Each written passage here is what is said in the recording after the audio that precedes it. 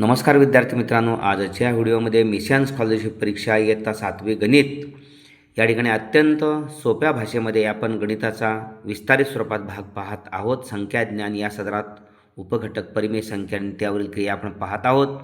या ठिकाणी परिमेय संख्या म्हणजे अंश आणि छेद या स्वरूपात लिहिलेली संख्या. पी हा पूर्णांक आहे, क्यू हा शून्यत्व पूर्णांक आहे, छेद हा शून्य नसलेला. तर पी छेद क्यू या ठिकाणी संख्या आपण लिहिली आहे, तिला आपण परिमेय संख्या म्हणतो. छेद शून्य असता कामा नये. या ठिकाणी -3 सुद्धा परिमेय संख्या आहे, कारण कोणत्याही पूर्णांकाला छेद 1 असतो. 5/7, 4/3 यासुद्धा परिमेय संख्या आहेत. या ठिकाणी धनपरिमेय संख्या आपण पाहणार आहोत. संख्या रेषेवर शून्याच्या उजवीकडं या ठिकाणी असणाऱ्या सर्व संख्या आहेत त्या संख्या धनसंख्या असतात. धनपरिमेय संख्या असतात. समजा ही संख्या रेषा आहे, सर्वसाधारण मध्यावरती आरंभबिंदू आहे, उजवीकडे 1, 2, 3, 4 यासुद्धा पूर्णांक संख्या या धनपरिमेय संख्या आहेत. या ठिकाणी डावीकडं मग -1, -2, -3, -4 धनपरिमेय संख्यासाठी आपण पाहणार आहोत. 0 आणि 1 समजा यामध्ये 2 समान भाग केले तर पहिल्याच भागाची किंमत 1/2 ही परिमेय संख्या आहे. 1 आणि 2च्या मध्ये बरोबर 1 पूर्ण आहे, म्हणजे 1.1/2 म्हणजेच बे आणि त्यामध्ये 1 मिळवला. 3/2 म्हणजे ही परिमेय संख्या आहे. 3/2 कोणत्याही संख्येला 2 भागल्यानंतर निमपट होते. 3ला 2 भागल्यानंतर 1.5 म्हणजे 1 आणि 2च्या मध्ये. पहा इथं अगदी बरोबर आहे. 2 आणि 3च्या मध्ये 5/2 येणार आहे, म्हणजे 1/2, 3/2, 5/2 पुढं 7/2 येणारच आहे. 7/2 या परिमेय संख्या आहेत, धनपरिमेय संख्या आहेत. बघा फरक कसा आहे. 1/2 इथं 3/2, 5/2, 7/2. छेद 2 काय सांगतोय? छेद 2 सांगतोय प्रत्येक एककांतराचे 2 समान भाग केले आहेत. म्हणून या ठिकाणी म्हणजे इथं 0 आहे, इथं 1 आहे. तर थोड्याशा जास्त अंतरावर घेतल्यानंतर कळेल 0 आणि 1च्या मध्ये. या ठिकाणी 1, 2 समान भाग केलेत. 1 आणि 2चे पण 2 समान भाग केलेत. एका भागाचे 2 भाग केलेत, म्हणून हा पहिला भाग 1/2. 1, 2 तिसरा भाग घेतोय म्हणून 3/2 अशा पद्धतीनं. इथं 2 आणि 3च्या मध्ये इथं 2 भाग केलेले आहेत. 1, 2, 3, 4/2 म्हणजे 2, 5 भाग घेतलेत. प्रत्येक एककांतराचे 2 समान भाग करून त्यातले 5 घेतले ते 1, 2, 3, 4, 5. म्हणूनच 1/2, 3/2, 5/2 या धनपरिमेय संख्या आहेत. जर आपण 3 भाग केले, समान 3 भाग केले एककांतराचे, तर छेद 3 होईल. प्रसंगावधान पुढे आपण पाहू. आता तरी धनपरिमेय संख्या शून्याच्या उजवीकडे आहेत. ओके. अंश आणि छेद यांची चिन्हे समान असणाऱ्या संख्या. आता या ठिकाणी -3 आणि छेद -5 चिन्ह समान आहेत, म्हणजे ही धनसंख्या आहे. या ठिकाणी 1/8 धनसंख्या आहे 1ला आणि 8ला अधिकच चिन्ह आहे. ओके. इथं 2 लिहिलं आहे, 2चा छेद 1 आहे, म्हणजे 1चाही छेद 2चंही चिन्ह अधिक आहे. छेद 1 मांडणार आहोत, त्याचंही चिन्ह अधिक आहे. 0.002 याचा छेद 1च आहे. ओके. त्यामुळे 0. जर एकक, दशक, शतक, हजार आपण 0.002 2/1000 या स्वरूपात लिहिलं तर 2चं चिन्ह अधिक आहे, 1000चं पण चिन्ह अधिक आहे. यालाच आपण 1 छेद लिहिलं तर याचा पण चिन्ह अधिक आहे, छेदाचं पण चिन्ह अधिक आहे. अशा पद्धतीनं धन, अंश आणि छेद यांची चिन्ह समान असतील. ऋणपरिमेय संख्या शून्याच्या डावीकडं, जसं शून्याच्या उजवीकडं परिमेय संख्या धन आहेत. या ठिकाणी डावीकडं आपल्याला पाहायचं असेल तर आपण लक्षात घेतलं पाहिजे, इथं 0 आहे, शून्याच्या डावीकडे इथं 1 आहे, -1 आहे, -2 आहे, -3 आहे. एककांतराचे समजा 2 भाग करूया. 0 आणि -1 मध्ये 1 भाग केला, इथं 1 भाग केला, इथं 1 भाग केला. प्रत्येक एकांतराचे 2 समान भाग केलेत. 1, 2, 1, 2, 1, 2. ओके. अशा पद्धतीनं या ठिकाणी शून्याच्या डावीकडं ऋणपरिमेय संख्या आहेत.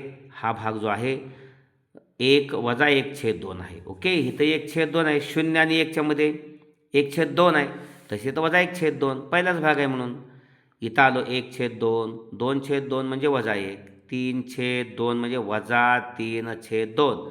इथं 4 -4/2 म्हणजे -2. इथं आलो -5/2 म्हणजे -1/2 -3/2 -5/2 या ऋणपरिमेय संख्या आहेत. -1 -2 -3 यासुद्धा परिमेय संख्या ऋणपरिमेय संख्या आहेत, त्यांचे छेद 1 आहेत. ओके, हे समजावून घेतलं पाहिजे. अंश आणि छेद यांची चिन्ह भिन्न असतील त्यावेळेला -2/7 अंशाचं चिन्ह ऋण आहे, छेदाचं चिन्ह धन आहे. 4/7 अंशाचं चिन्ह अधिक आहे, छेदाचं चिन्ह वजा आहे. ओके, अशा पद्धतीनं वजा अधिक वजा, इथं अधिक वजा वजाच येणार आहे. -2/1 -2/1 या 1चं चिन्ह अधिक आहे, 2चं चिन्ह अंशाचं चिन्ह वजा आहे. इथं -0.04 -0.04 त्याचा छेद 1 आहे, 1चं चिन्ह अधिक आहे, अंशाचं चिन्ह वजा आहे. अशा पद्धतीनं अंश आणि छेद यांची चिन्ह वेगवेगळे असतील तेव्हा सर्वात मोठी परिमेय संख्या सांगता येत नाही. ओके, अनंतपर्यंत आहेत. सर्वात लहान परिमेय संख्यासुद्धा सांगता येत नाही, कारण आपण जसजसं शून्याच्या डावीकडं आरंभबिंदूच्या डावीकडे जावं, -1/2 -1 -2 -3 -4 -5 -6 -7 -8 न संपणाऱ्या संख्या आहेत. म्हणून सर्वात मोठी परिमेय संख्या सांगता येत नाही आणि सर्वात लहान परिमेय संख्यासुद्धा सांगता येत नाही.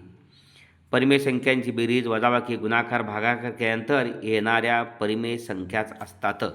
आता परिमेय संख्यांची बेरीज, समजा 2 ही परिमेय संख्याच आहे, 3 ही परिमेय संख्या आहे, त्यांची बेरीज 5 ही सुद्धा परिमेय संख्या आहे. 1/2 3/3 3/4 यांची बेरीज आपण केली, छेद समान नाही.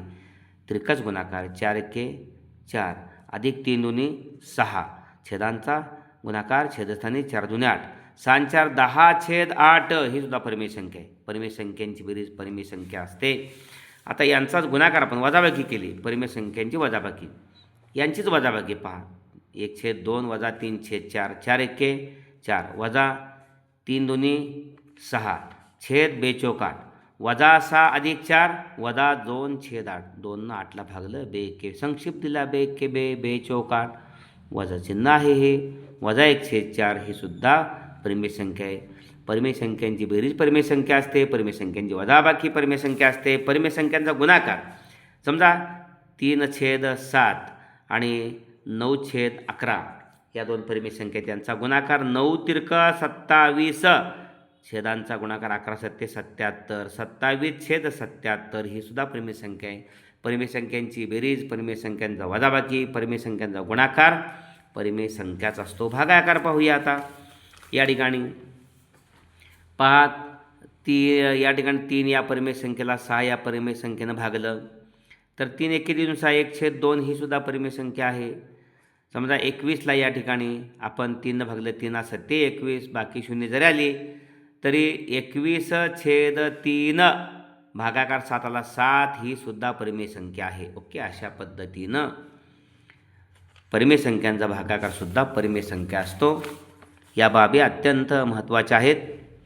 2 परिमेय संख्यांच्या दरम्यान अनंत परिमेय संख्या असतात.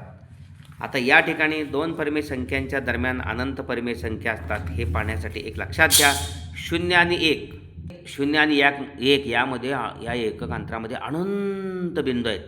समजा आपण या ठिकाणी 2 भाग केले 0 आणि 1 या एकक अंतराचे, तर हा पहिला भाग 1/2 मिळणार, 1/2 मिळणार. ओके, समजा आपण 4 भाग केले 1 2 3 4 समान भाग केले, पहिला भाग 1/4 येणार. समजा आपण या ठिकाणी पुन्हा 1 2 3 4 5 6 7 8 भाग केले, पहिला भाग 1/8 येणार.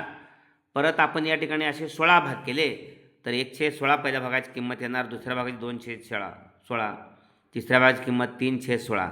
अशा पद्धतीने 16 32 64 अनंत भाग करता येतात. म्हणजे 2 संख्या 0 आणि 1 या परिमेय संख्यांच्यामध्ये किंवा 1 आणि 2 या परिमेय संख्यांच्यामध्ये अनंत परिमेय संख्या असतात. कारण अनंत बिंदूंचा तो रेषाखंड असतो, प्रत्येक बिंदूमध्ये परिमेय संख्या असते, म्हणून 2 परिमेय संख्यांच्या दरम्यान अनंत परिमेय संख्या असतात. ओके, आता परिमेय संख्यांचा लहान मोठेपणा तुलना हाही भाग अतिशय महत्त्वाचा आहे. आता छेद सारखाच असेल तर ज्या अपूर्णांकाचा अंश मोठा असेल तो अपूर्णांक मोठा, तर ज्यांचा अंश लहान असेल तो अपूर्णांक लहान. 3/4, 5/4, 2/4, 9/4 या ठिकाणी छेद समान आहे. आता अंश मोठा कुठला आहे? 9/4 हा मोठा आहे, म्हणून 9/4 सर्वात मोठी परिमेय संख्या आहे. आणि सर्वात लहान अंश जो आहे तो 2 आहे. 2/4 सर्वात लहान अपूर्णांक होईल, म्हणजे परिमेय संख्या ती. ओके, लहान परिमेय संख्या. छेद समान असताना अंश जो मोठा तो मोठा आणि अंश लहान असताना ती परिमेय संख्या लहान असते. अंश समान असताना ज्या अपूर्णांकाचा छेद सर्वात लहान असतो तो मोठा असतो. 9/12, 9/7, 9/11, 9/5, 9/5 9/5 1, 2, 3, 4 अपूर्णांकामध्ये हा अंश आहे, समान आहे. आणि ज्याचा अंश समान असताना ज्याचा छेद लहान तो मोठा. का? लक्षात घ्या. या ठिकाणी एक उदाहरण देतो. या ठिकाणी 3/5 आणि 3/2. जर या आता अंश समान आहे, 3/5 इथं छेद आहे, इथं 2 आहे. ज्याचा छेद अंश समान असताना ज्याचा छेद लहान तो मोठा कसा होतो पहा. 3ला 5नं भागा, 3ला भाग जात नाही म्हणून शून्याचा भाग लागला. 3वर 0 ते 30 झाले, 5 × 30 0.6 आलं. 2नं 3ला भागूया, 3 मोठे 2पेक्षा म्हणून बे 1 बे पहिला 1चा भाग लागला. 3मधून 2 गेला, उरला 1, 10 झाले. 2नं भागायचं चालू आहे, 2×5 10, 1.5 आला. आत्ताच पाहिलं 2नं कोणत्याही संख्येला भागलं तर त्याची निंपट होते. 3नं 2नं भागलं 1.5 येते आणि 3ला 5नं भागलं 0.6 येते. 3ला भाग जात नाही म्हणून 0, 3वर 0 ते 30 झाले, 5 × 30 अशा पद्धतीनं. आणि 3ला 2नं भागलं, पहिलाच भाग बे 1 बे, उरला 1, 1ला भाग जात नाही, 2नं 10 0 घेतले, 10 झाले, 2×5 10. म्हणजे 3ला 2नं भागून 1.5 आला आणि 3ला 5नं भागून 0.6 आला. 0.6 आणि 1.5 यांची तुलना केली तर 1.5 मोठी संख्या आहे. म्हणून 3/5 आणि 3/2 या परिमेय संख्यामध्ये 3 छेद मोठी आहे. अंश समान असताना ज्याचा छेद लहान ती संख्या मोठी. ओके, अशा पद्धतीनं. आता इतर प्रकारच्या वेगळ्या संख्या असतील, अंश समान नाही, छेद समान नाही, अशा संख्यांच्यासाठी आपण या ठिकाणी हे उदाहरण पाहूया. 5/4, 11/5, 9/5, 5/11. सर्वसाधारण दशांश अपूर्णांकामध्ये त्याचं रूपांतर केलं. 5/4, 11/15, 5/4, 11/15, 9/5 आणि 5/11. पाहूया कोणती मोठी आणि कोणती लहान. आपण 4ला 5नं भागूया. 4 × 1 = 4. ओके, 5मधून 4 गेला, उरला 1. 1वर 0 घेतले, 10 झाले, 4 × 2 = 8. 10मधून 8 गेले, उरले 2, 20 झाले, 4 × 5 = 20, 1.25 झालं. इथं पहिलाच भाग शून्याला लागला, कारण 11 लहान आहे 15पेक्षा. 11वर 0 घेतले, 110 झालं, 15 7 5/14. ठीक आहे, थांबू इथं, पुढे जाऊया. 9ला 5नं भागायचं, 5 × 1 = 5. 9मधून 5 गेले, उरले 4. 4वर 0 घेतले, 40 झाले, 45 1.40 1.8 सॉरी. आता 5 लहान आहे 11पेक्षा, पहिलाच भाग शून्याचा. 5वर 0 घेतले, 50 झाले, 11 × 4 = 44. आता 1.25 0.7 आणि 1.8 0.4. सर्वात मोठी 1.8 दिसते. यामध्ये आपण दशांश अपूर्णांकामध्ये उत्तर काढलेलं आहे त्याच्यामध्ये, म्हणजे 9/5 ही परिमेय संख्या सर्वात मोठी आहे दिल्यामध्ये, सर्वात मोठी. ओके, आणि सर्वात लहान 0.4 म्हणजे 5/11, कारण 0.4 या तिघापेक्षा लहान आहे, म्हणजे 5/11 सर्वात लहान. ओके, अशा पद्धतीनं. म्हणून 9/5 सर्वात मोठी संख्या, मोठी परिमेय संख्या, आणि 5/11 सर्वात लहान. अशा पद्धतीनं हा व्हिडिओ आपण जरूर लाईक करा. आपण अतिशय सखोलपणे परिमेय संख्या आणि त्यावरील क्रिया पाहतो आहोत. यापुढील उदाहरणे या भागावरील आपण पुढील व्हिडिओमध्ये घेणार आहोत. आपल्या सर्व मित्रांच्यासाठी हा व्हिडिओ जरूर शेअर करा. तुम्ही स्वतः लाईक करा. भोसले सर जाकले इंग्रजीमध्ये यूट्यूबला टाकून सबस्क्राईब करा चॅनल. बेल आयकॉन द्या. आपणास आवश्यक असणारे सर्व व्हिडिओ मिळतील. व्हिडिओ आवडला असेल तर नक्की या ठिकाणी लाईक करून कमेंट बॉक्समध्ये कमेंट्स द्या. धन्यवाद.